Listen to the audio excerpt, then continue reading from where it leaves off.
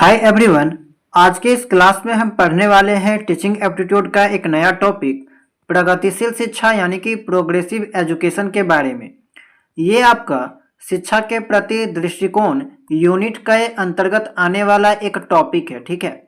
इससे पहले मैंने आपको बाल केंद्रित शिक्षा तथा समावेशी शिक्षा के बारे में बता दिया था। आई होप कि आपने उन क्लास को देख लिया होगा। अगर नहीं देखा होगा तो प्लेलिस्ट में जाकर उन्हें जो है वो देख लीजिएगा, ठीक है। तो चलिए जानते हैं आज के क्लास में आपको क्या पढ़ना है। एंड हमेशा की तरह सबसे पहले कुछ इंपॉर्टेंट थ्योरी को देखेंगे, इंपॉर्टेंट एमसीक्यू प्रश्न को यहाँ पे हम लोग देखने वाले हैं, ठीक है। बहुत ही बेहतरीन क्लास रहने वाली है। एंड ये क्लास आपका बीएड एंट्रेंस एग्जाम के साथ साथ आगे अगर आप टेट का एग्जाम देंगे तो वहाँ पे भी आपका जो है वो काम आने वाला है, ठीक है। तो चलिए स्टार्ट करते हैं। देखिए, सबसे पहले हम आपको बता दें कि प्रोग्रेसिव एजुकेशन के अंतर्गत आज के इस क्लास में हम लोग इन सभी पॉइंट के बारे में डिस्कस करेंगे। सबसे पहले हम जानेंगे इसके कॉन्सेप्ट के बारे में, यानी कि इसका जो परिभाषा क्या होता है, ठीक है।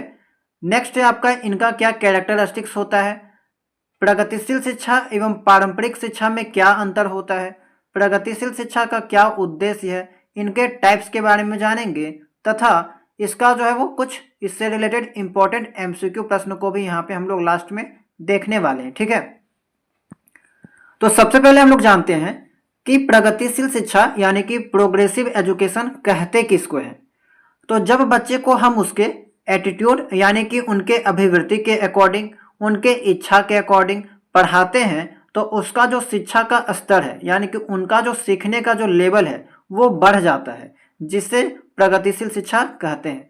कहने का मतलब क्या है कि इस शिक्षा में हम लोगों को क्या करना है कि बच्चों के रुचि के अनुसार पढ़ाना है, उनके एटीट्यूड के अनुसार पढ़ाना है। जैसा चीज़ वो सीखना चाहते हैं, जिस चीज़ में उनका इंटरेस्ट है, उसी के अकॉर्डिंग जो है वो शिक्षक को यहाँ पे ज्ञान देना होगा, ठीक है। आगे है आपका प्रगतिशील शिक्षा के अनुसार शिक्षा बच्चे के लिए बनी है, ना कि बच्चा शिक्षा के लिए। कहने का मतलब ये है कि एजुकेशन जो है आपका बच्चे के लिए बना है, ना कि बच्चा शिक्षा के लिए। यानी कि एजुकेशन को यहाँ पे इतना आसान बना दिया जाए ताकि बच्चे जो है वो इसको अच्छे से हंसते हंसते खेलते कूदते जो है वो इस चीज़ को सीखे, ठीक है। उनमें शिक्षा को कभी ऐसा ना बना दिया जाए कि ताकि शिक्षा जो है वो उनके ऊपर बोझ लगे। तो इसीलिए कहा गया है कि शिक्षा जो है बच्चे के लिए बनी है, ठीक है, ना कि बच्चा शिक्षा के लिए, ठीक है। तो उन पे बोझ नहीं लगना चाहिए। आगे है आपका प्रगतिशील शिक्षा से बच्चे का सर्वांगीण विकास होता है, यानी कि यह शिक्षा हमारा बताता है कि इसके थ्रू जो है वो बच्चे का सर्वांगीण विकास हो सकता है, जिसमें आपका मानसिक विकास हो जाएगा, चारित्रिक विकास, सामाजिक विकास, नैतिक विकास। तो हर तरह का विकास जो है वो यहाँ पे पॉसिबल है। प्रगतिशील शिक्षा करके सीखने पर बल देता है, यानी कि लर्निंग बाय डूइंग। इसके अंतर्गत बच्चा पहले एक्सपेरिमेंट करेगा, पहला काम करेगा, उसके बाद सीखेगा, करके सीखेगा, ठीक है। प्रोग्रेसिव एजुकेशन में सिटिंग अरेंजमेंट यानी कि जो बैठने की व्यवस्था है क्लासरूम में वो हो गया। टाइम टेबल फ्लेक्सिबल होना चाहिए, यानी कि लचीला होना चाहिए। तो ये सब पूछा जाता है, बहुत ही इंपॉर्टेंट टॉपिक है, अक्सर एग्जाम में देखने को आपको मिलेगा कि बताइए इनमें से कौन से एजुकेशन में सिटिंग अरेंजमेंट, टाइम टेबल जो है वो फ्लेक्सिबल होना चाहिए। तो प्रोग्रेसिव एजुकेशन, ठीक है, इतना चीज़ें आप लोगों को ध्यान में रखना है। आगे देखते हैं। इसमें सहयोगिता पूर्ण अधिगम होता है, यानी कि कोलैबोरेटिव लर्निंग होता है, यानी कि सहायक अधिगम कह सकते हैं कि साथ में मिलकर यहाँ पे अधिगम होता है। 2 बच्चा 4 बच्चा या फिर ग्रुप में स्टडी जिस तरह का होता है उसी तरह यहाँ पे सहयोगिता पूर्ण अधिगम होता है, सब साथ मिलजुल कर चीज़ों को सीखते हैं। आगे है according to CBSE progressive education में बच्चे समूह में एक्टिव पार्टिसिपेंट करें एंड सोशल स्किल को सीखें। देखिए यहाँ पे क्या हुआ, एक्टिव यानी कि सक्रिय रहे बच्चे। इसमें क्या करें, इस टाइप के एजुकेशन में बच्चे जो है वो सक्रिय रहें एंड सामाजिक कौशल को जो है वो यहाँ पे वे लोग सीखें। आगे है आपका प्रगतिशील शिक्षा में यूएसए संयुक्त राज्य America, United state of America के मनोवैज्ञानिक जॉन डीवी का योगदान है। जॉन डीवी इस शिक्षा पद्धति के पिता माने जाते हैं। इनके अनुसार विद्यार्थियों को स्वयं ही सामाजिक समस्याओं को सुलझाने में सक्षम होना चाहिए। तो अगर आपसे पूछा जाए कि प्रगतिशील शिक्षा के जनक कौन है या फिर पिता कौन है, तो जॉन डीवी, ठीक है, कहाँ के थे, यूएसए के थे। एंड इन्होंने क्या कहा था कि विद्यार्थी जो है वो सामाजिक समस्याओं को सुलझाने में सक्षम होना चाहिए, यानी कि विद्यार्थी में ऐसा कौशल पाया जाना चाहिए जिससे वह सामाजिक समस्याओं को जो है वो अपनी समस्याओं को आसानी से स्वयं सुलझा सके, ठीक है। अगला पॉइंट है आपका, इस शिक्षा के अंतर्गत विभिन्न विधियों का प्रयोग किया जाता है, यानी कि बहुत सारे मेथड का उपयोग किया जाएगा। चूंकि ये जो शिक्षा है आपका बच्चों के इंटरेस्ट के हिसाब से है, यानी कि ऐसा शिक्षा है जिसमें बच्चे जो वो सक्रिय रूप से भाग ले, एक्टिव लर्नर हो। इसके अलावा यहाँ पे जो वो अनुभव आधारित हो, तो इसी कारण यहाँ पे जो है बहुत सारे मेथड का उपयोग किया जा सकता है, जैसे परियोजना विधि, प्रोजेक्ट मेथड। इसमें आप देख सकते हैं, इसमें आपका क्या होता है, सामाजिक विकास होता है। अगर आपने जो है वो टीचिंग मेथड वाला क्लास नहीं देखा होगा तो जाकर देख लीजिएगा। टीचिंग एप्टीट्यूड का जो पहला क्लास था उसमें मैंने आपको टीचिंग मेथड के बारे में बताया था, ठीक है। तो वहीं से ये चीज़ आया है, प्रोजेक्ट विधि के बारे में, समस्या विधि तथा क्रियाकलाप विधि। तो ये सब ऐसा यहाँ पे टेक्निक है, ऐसा मेथड है जिसके थ्रू बच्चा जो है वो यहाँ पे ज़्यादा से ज़्यादा चीज़ों को खुद सक्रिय रहकर सीखता है। प्रगतिशील शिक्षा आधुनिक शिक्षा पद्धति पर आधारित शिक्षा है, ठीक है। नेक्स्ट देखते हैं, आजकल की जो शिक्षा है मॉडर्न एजुकेशन, वो आपका यही वाला है, प्रोग्रेसिव एजुकेशन, ठीक है। चलिए, प्रगतिशील शिक्षा की विशेषताएं क्या है, क्या क्या यहाँ पे इनकी जो कैरेक्टरिस्टिक्स देखने को मिलती है।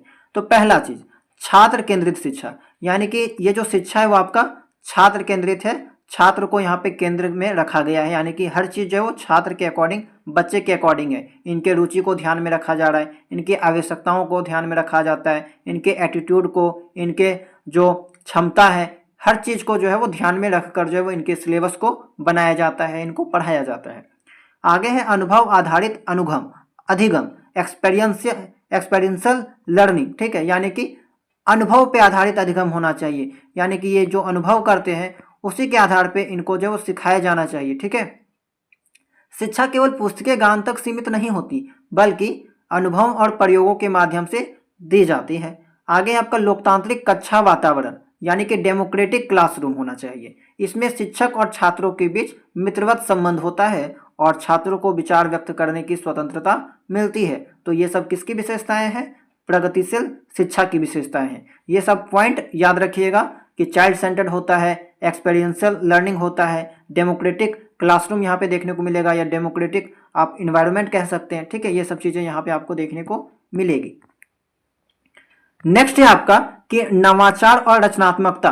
तो देखिए, जब बच्चों के रुचि को, उनके क्षमता को ध्यान में रखकर उनको पढ़ाया जाएगा तो जाहिर सी बात है कि बच्चे में क्रिएटिविटी की भावना जगेगी, क्रिएटिविटी, रचनात्मकता का गुण मिलेगा। क्योंकि देखिए इसमें क्या हो रहा है कि कोलैबोरेटिव लर्निंग भी हो रहा है, यानी कि बच्चे जो वो समूह में नई नई चीज़ों को सीख रहे हैं, प्रयोग कर रहे हैं, अनुभव के आधार पर सीख रहे हैं, तो जाहिर सी बात है उसमें क्रिएटिविटी बढ़ेगी, उसमें इनोवेशन की जो क्षमता है उस चीज़ में बढ़ोतरी होगी, ठीक है। तो छात्रों को स्वतंत्र रूप से सोचने और नए विचार विकसित करने के लिए प्रेरित किया जाता है। पारंपरिक पाठ्यक्रम की बजाय प्रयोगात्मक और खोजपरक शिक्षा को बढ़ावा दिया जाता है। किसमें दिया जाता है, तो प्रगतिशील शिक्षा के अंतर्गत, ठीक है। सहयोगी अधिगम होता है, मैंने आपको बता दिया, यानी कि समूह कार्य होता है, सामूहिक परियोजनाओं को प्राथमिकता दी जाती है, यानी कि समूह से रिलेटेड जितने भी काम होते हैं इस चीज में यहाँ पे उनको जो है वो प्राथमिकता दी जाएगी, ठीक है। अगला है आपका समस्या समाधान कौशल होता है, यानी कि बच्चों में जो है प्रॉब्लम सॉल्विंग स्किल होनी चाहिए। छात्रों को जटिल समस्याओं को पहचानने और उनके समाधान खोजने के लिए ट्रेंड किया जाता है, ठीक है, ट्रेनिंग दी जाती है। समावेशी शिक्षा, अच्छा, इंक्लूसिव एजुकेशन जो मैंने आपको बताया था वो भी इसके अंतर्गत आ जाएगी, ठीक है। हर छात्र की व्यक्तिगत आवश्यकताओं और विविधताओं को ध्यान में रखा जाता है, ठीक है। यानी कि इंक्लूसिव एजुकेशन से भी बढ़ के आपका क्या हो जाता है, प्रोग्रेसिव एजुकेशन, जिसके अंतर्गत छात्र केंद्रित एजुकेशन भी आ जाएगा, यानी कि चाइल्ड सेंटर्ड एजुकेशन, एंड इसी के अंतर्गत आपका इंक्लूसिव एजुकेशन भी आ जाएगा, ठीक है। अगला है आपका नैतिक और सामाजिक मूल्यों पर जोर मिलती है, यानी कि एथिकल एंड सोशल वैल्यूज यहाँ पे जो है वो मायने रखती है। शिक्षा के माध्यम से नैतिकता का गुण आता है, सहानुभूति और सामाजिक जिम्मेदारी का विकास किया जाता है। अगला पॉइंट है आपका सतत मूल्यांकन होता है। देखिए पारंपरिक परीक्षा प्रणाली, देखिए पारंपरिक परीक्षा प्रणाली क्या होता है कि वैसी परीक्षा प्रणाली जो सदियों से चली आ रही है, पुराने समय से चली आ रही है, ठीक है। आगे हम लोग बात करेंगे कि ट्रेडिशनल एजुकेशन क्या होता है। तो यहाँ पे क्या है कि पारंपरिक परीक्षा प्रणाली की बजाय सतत और समग्र मूल्यांकन यानी कि CCE पर जोर दिया जाता है, कंटिन्यूअस एंड कम्प्रीहेंसिव इवैल्यूएशन पर। जब हम लोग जो है यहाँ पे इवैल्यूएशन वाला चैप्टर पढ़ेंगे, ठीक है, उस टाइम हम लोग डिस्कस करेंगे, ठीक है, इस चीज़ को। जब हम लोग मूल्यांकन वाला टॉपिक को पढ़ेंगे तब हम लोग जानेंगे इस चीज़ को डिटेल में। तकनीक सक्षम शिक्षा यानी कि टेक्नोलॉजी इनेबल्ड लर्निंग, आजकल की जो शिक्षा है वो डिजिटल उपकरणों, स्मार्ट कक्षाओं और ई लर्निंग संसाधनों का उपयोग किया जाता है आजकल के क्लासेस में, ठीक है। तो ये 10 इंपॉर्टेंट जो कैरेक्टरिस्टिक था, इनके पॉइंट को ध्यान में रखिएगा, क्योंकि ऑप्शन में इन सभी पॉइंट्स को देखने को मिल सकता है, ठीक है। अब जानते हैं कि प्रगतिशील शिक्षा और पारंपरिक शिक्षा में क्या अंतर है। तो प्रगतिशील शिक्षा आपने देख लिया, उसमें किन किन चीज़ों को ध्यान में रखा जाता है कि छात्र के रुचियों को, उनके एटीट्यूड को ध्यान में रखा जाएगा, उनके रुचि को ध्यान में रखा जाएगा, उनकी क्षमता को ध्यान में रखा जाएगा। इसके अलावा ये अनुभव आधारित शिक्षा होता है। इसके अलावा इसमें बच्चा जो है अपने आसपास के माहौल से सीखेगा, लर्निंग बाय डूइंग का प्रोसेस होता है। तो इसी तरह से आपको 8 से 10 पॉइंट ध्यान में रखना है, जो जो मैंने आपको बताया। अब देखिए पारंपरिक शिक्षा क्या है। तो पारंपरिक शिक्षा यानी कि ट्रेडिशनल एजुकेशन वह शिक्षा प्रणाली है जो पीढ़ियों से चली आ रही है और जिसमें मुख्य रूप से गुरुओं, शिक्षकों या बुजुर्गों द्वारा ज्ञान का ट्रांसफर होता है बच्चों तक, ठीक है। यह शिक्षा प्रणाली विद्यालयों, गुरुकुलों, मदरसों और अन्य शैक्षिक संस्थानों में दी जाती है। दोनों में अंतर क्या है? तो देखिए दोनों में अंतर क्या है, यहाँ पे आप देख सकते हैं कि शिक्षण पद्धति में देखा जाए तो प्रगतिशील शिक्षा में क्या था, आपका अनुभवात्मक था। यहाँ पे अनुभव के आधार पे हम लोग सीख रहे थे, परियोजना आधारित था। लेकिन वहीं पारंपरिक शिक्षा में देखा जाए तो यहाँ पे पूर्णता जो है ये व्याख्यान और रटने पे आधारित हुआ करता है, ठीक है। भूमिका, तो मेन भूमिका यहाँ पे छात्र केंद्रित है, लेकिन पारंपरिक शिक्षा आपका शिक्षक केंद्रित होता है। मूल्यांकन, इसमें CCE मैंने आपको बताया था, सतत आकलन होता है, व्यवहारिक परीक्षण होता है, लेकिन इसमें आपका लिखित परीक्षा होता है, ठीक है, अंक आधारित होता है। कक्षा परिवेश लोकतांत्रिक और लचीला। लोकतांत्रिक मतलब यहाँ पे बच्चे और शिक्षक जो साथ में मिलकर काम करते हैं, मिलकर समझते हैं, ठीक है, ज्ञान को साझा करते हैं। लेकिन यहाँ पे क्या था, अनुशासनात्मक और कठोर, यानी कि टीचर आता था, लेक्चर देता है एंड वहाँ पे डिसिप्लिन वगैरह भी जो है वो स्ट्रॉन्ग यानी कि स्ट्रिक्ट होता है, ठीक है। शिक्षा का उद्देश्य आलोचनात्मक सोच और व्यवहारिक कौशल, यानी कि यहाँ पे क्रिटिकल थिंकिंग देखने को मिलेगा। यहाँ पे बच्चे में क्रिटिकल थिंकिंग देखने को मिलेगा। बच्चे में क्या होगा, यहाँ पे विकास होगा, यानी कि रचनात्मकता यहाँ पे बढ़ेगी एंड इसमें जो है वो सूचना का संचयन किया जाता है, ठीक है। तो ये सब कुछ इंपॉर्टेंट पॉइंट था। आई होप कि आपको प्रगतिशील शिक्षा एंड पारंपरिक शिक्षा में जो है वो डिफरेंस समझ में आ गया होगा। अब हम लोग नेक्स्ट टॉपिक देखते हैं कि प्रगतिशील शिक्षा का उद्देश्य क्या है, ठीक है। चूंकि इसके अंतर्गत आपका समावेशी शिक्षा भी आ जाता है, बाल केंद्रित शिक्षा भी आ जाता है, जिसको हम लोग छात्र केंद्रित शिक्षा भी कहते हैं। तो उनका जो उद्देश्य था वो सब चीज़ें यहाँ पे पूर्ण होती हुई दिखाई देगी, ठीक है। वहाँ पे जो जो कमियाँ होगी वो सब चीज़ें यहाँ पे पूर्ण हो जाएगी। ओके, आगे देखिए। प्रगतिशील शिक्षा का उद्देश्य बालकों का विकास करना है, अतः बालकों की रुचि एवं योग्यता को ध्यान में रखकर ही अध्यापक द्वारा उनका निर्देशन किया जाना है। तो ये वाला आपका उसमें भी था, छात्र केंद्रित में कह सकते हैं या फिर समावेशी में कह सकते हैं, क्योंकि देखिए जितना भी शिक्षा है, प्रत्येक शिक्षा का उद्देश्य है कि बालकों का विकास हो, ठीक है। शिक्षा बालक के लिए नहीं, बालक शिक्षा के लिए है। स्टार्टिंग में मैंने आपको बताया, इसीलिए शिक्षा का उद्देश्य ऐसा वातावरण तैयार करना है जिससे बालकों को सामाजिक विकास के पर्याप्त अवसर प्राप्त हो सके। आगे है, शिक्षा के माध्यम से एक ऐसे समाज के निर्माण पर बल देना है जो भेदभाव मुक्त हो, यानी कि इसमें भेदभाव नहीं किया जाए, जैसा कि आपका समावेशी शिक्षा में होता था, इंक्लूसिव एजुकेशन में, कि बच्चा चाहे किसी भी बैकग्राउंड से बिलोंग क्यों ना किया जाए हो, उनके साथ जो है समान व्यवहार यहाँ पे किया जाना चाहिए, किसी के साथ भेदभाव नहीं किया जाना चाहिए। आगे है, प्रगतिशील शिक्षा का उद्देश्य लोकतांत्रिक मूल्यों की स्थापना करना है। शिक्षा के द्वारा मनुष्य में परस्पर सहयोग एवं सामंजस्य का भाव स्थापित करना है, यानी कि लोकतांत्रिक मूल्य यहाँ पे देखने को मिलेगा, यानी कि बच्चे और टीचर में सहयोगात्मक का गुण देखने को मिलेगा। साथ साथ पढ़ेंगे, वे लोग साथ साथ सीखेंगे, ठीक है, मिलजुल के जो है वो यहाँ पे पठन क्रिया जो है वो करेंगे, ठीक है। आगे है आपका, अनुशासन का संबंध केवल बालक के निजी व्यक्तित्व से नहीं अपितु सामाजिक परिस्थितियों से भी होता है। नेक्स्ट है, विद्यालय में एक समान उद्देश्य लेकर सामाजिक, नैतिक, बौद्धिक तथा शारीरिक कार्यों में एक साथ भाग लेने से बालकों में अनुशासन उत्पन्न होता है तथा उनमें नियमित रूप से कार्य करने की आदतों का विकास होता है, ठीक है। यानी कि ओवरऑल कहा जाए तो यहाँ पे ये जो शिक्षा है इनका मेन उद्देश्य क्या है कि बच्चों का सर्वांगीण विकास करना, ठीक है। चलिए अब जानते हैं प्रगतिशील शिक्षा के कितने टाइप्स हैं, कितने प्रकार हैं।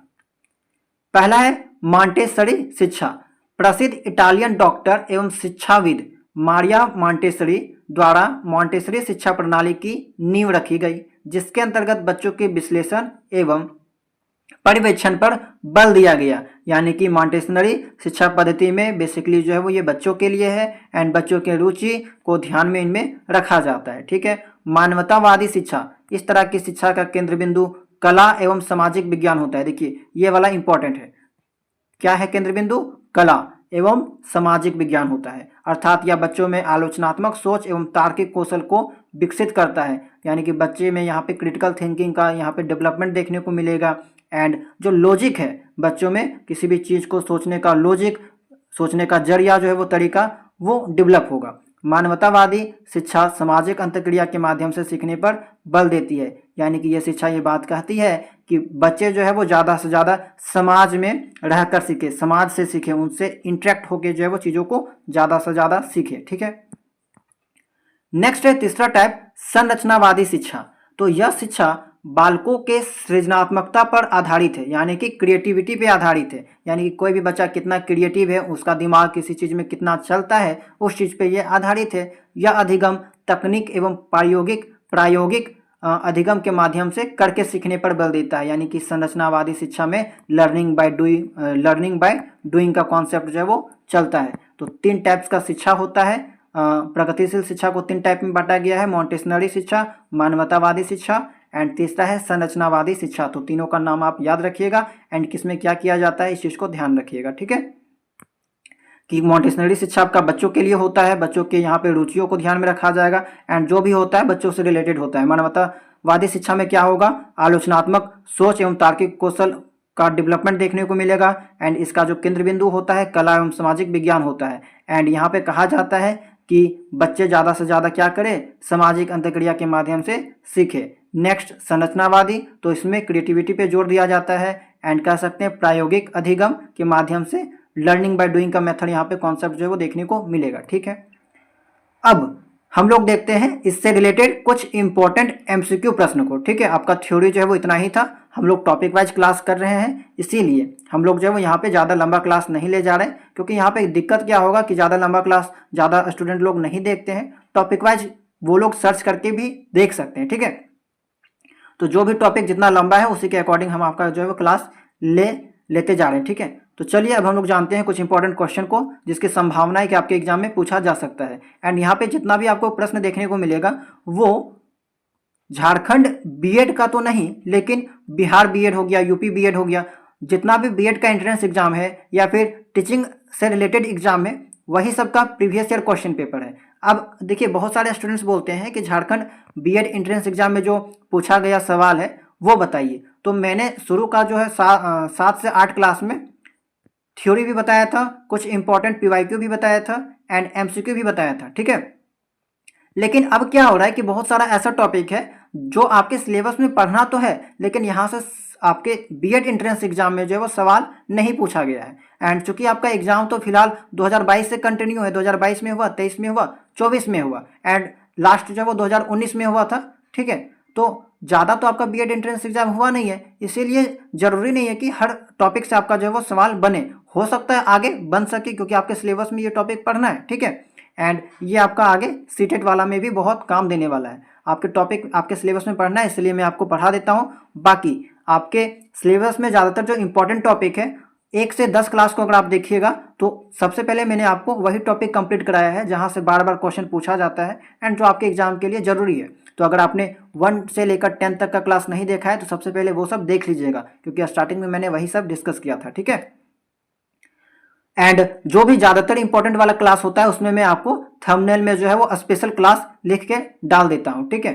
देखिए सवाल है, प्रोजेक्ट प्रणाली का प्रयोग निम्नलिखित में से किस शिक्षा पद्धति के अंतर्गत किया जाता है। तो मैंने अभी आपको बताया कि प्रोजेक्ट प्रणाली क्या है, एक तरह से इसमें होता है क्या है, कोलैबोरेटिव लर्निंग होता है। छात्र जो है वो साथ में मिलकर प्रोजेक्ट बनाते हैं या फिर अपने अनुभव से सीखते हैं। तो ये चीज़ आपको प्रगतिशील शिक्षा में देखने को मिलेगा। ठीक है।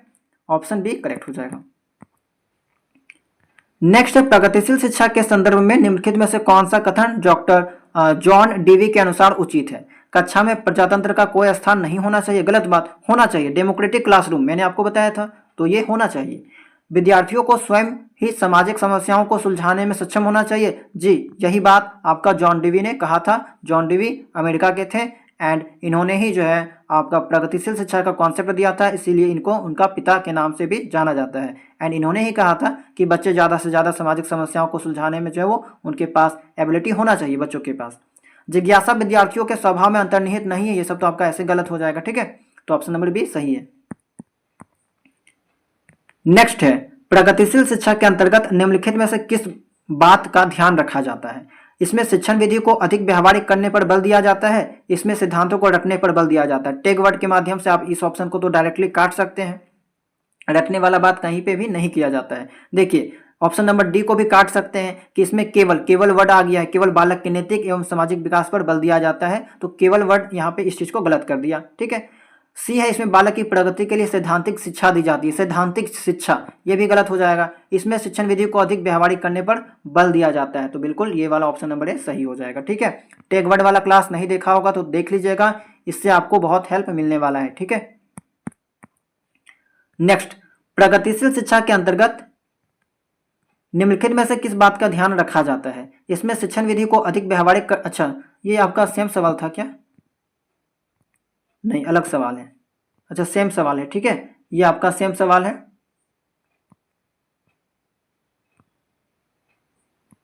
हाँ, सेम सवाल आ गया है, रिपीट हो गया, ठीक है। नेक्स्ट सवाल देखते हैं, क्वेश्चन नंबर 5।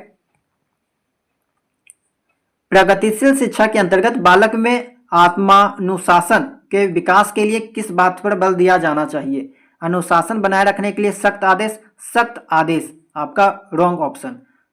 नेगेटिव वर्ड, बालकों में उत्तरदायित्व की भावना के विकास करना बिल्कुल करना चाहिए, यहाँ पे रिस्पॉन्सिबिलिटी का डेवलपमेंट होना चाहिए, ठीक है।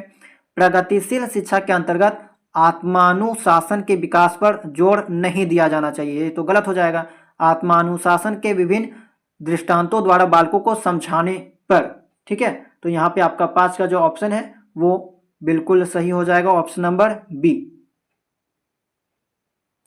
जो है वो यहाँ पे सही हो जाएगा। बालकों में उत्तरदायित्व की भावना का विकास होना चाहिए। चलिए नेक्स्ट है आपका, प्रगतिशील शिक्षा के अंतर्गत शिक्षा में किन दो तत्वों को विशेष महत्वपूर्ण माना गया है? रुचि और प्रयास, बिल्कुल यहाँ पे बच्चों के रुचि को ध्यान में रखना चाहिए, उनके प्रयास को यहाँ पे ध्यान में रखना चाहिए। 6 का ऑप्शन नंबर ए बिल्कुल सही हो जाएगा। व्यक्तिगत भिन्नता हो जाएगा।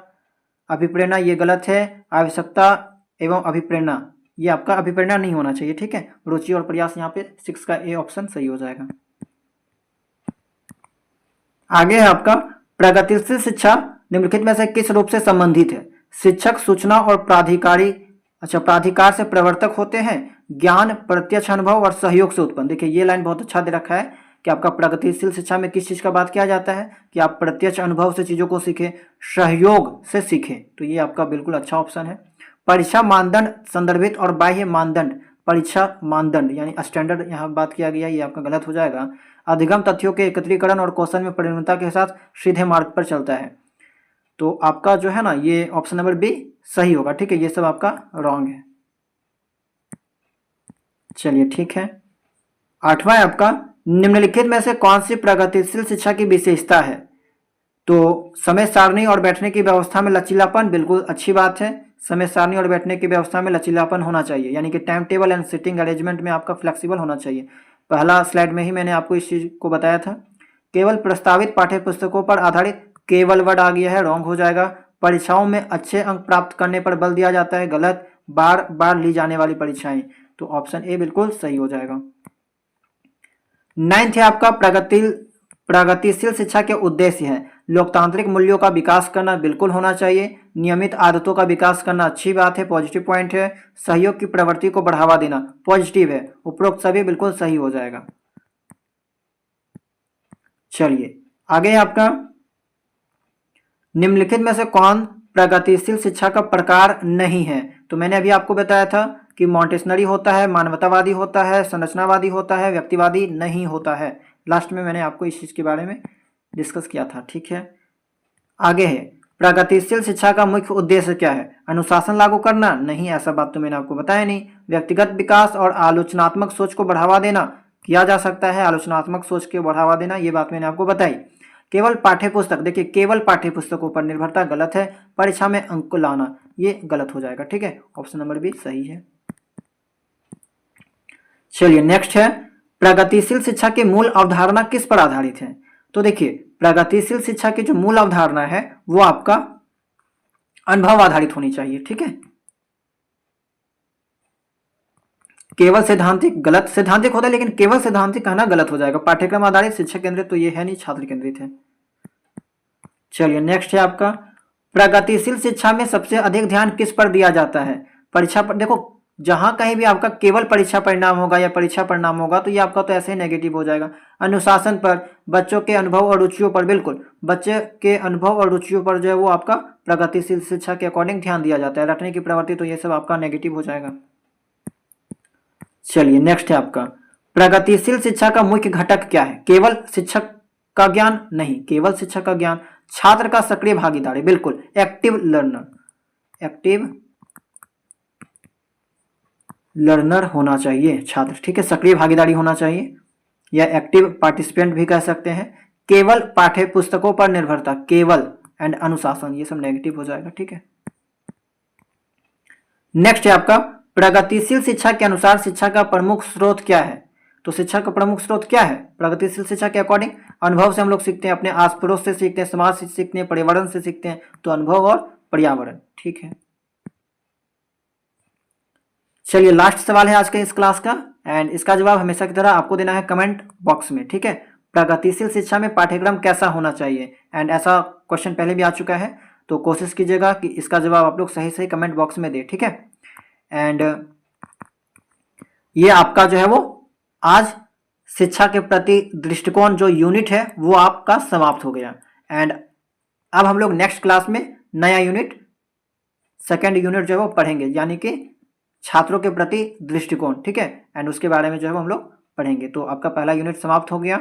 एंड जिन्होंने अभी तक सभी क्लासेस को नहीं देखा है तो उसको देख लीजिएगा, प्लेलिस्ट बना दिया गया है, ठीक है। एंड चैनल में अगर आप नए होंगे तो चैनल को सब्सक्राइब कर लीजिएगा, टेलीग्राम चैनल को ज्वाइन कर सकते हैं अपडेट के लिए। ओके, तो चलिए मिलते हैं हम लोग नेक्स्ट वीडियो में नए टॉपिक के साथ।